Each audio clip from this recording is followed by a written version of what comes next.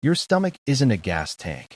It's a funnel with a strict flow rate, and pouring in fuel faster than it drains leads to disaster, not speed.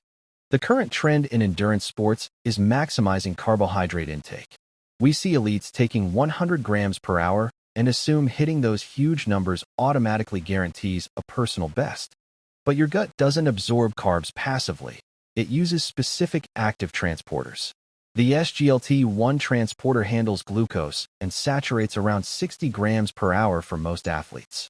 Pushing past this doesn't add fuel. It creates a traffic jam. When you consume more than your transporters can handle, that fuel sits in your intestines undigested. It doesn't become usable energy. It becomes a physiological burden. This lingering sugar increases osmolality. Water rushes out of your blood and into your gut to dilute the sugar concentration. This fluid shift causes bloating, sloshing, and often results in a DNF due to GI failure. You can push limits using multiple transportable carbohydrates. By adding fructose, which uses the GLUT5 transporter, you bypass the glucose bottleneck, potentially absorbing up to 90 grams per hour.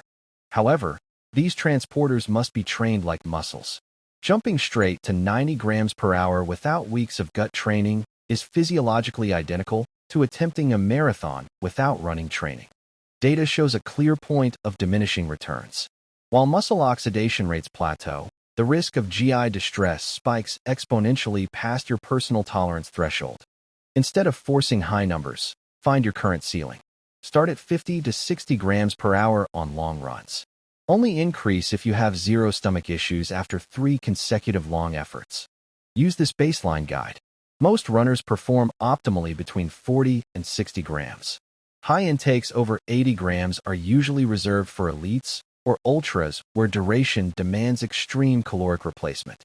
Remember, the fuel in your stomach is useless until it reaches your muscles.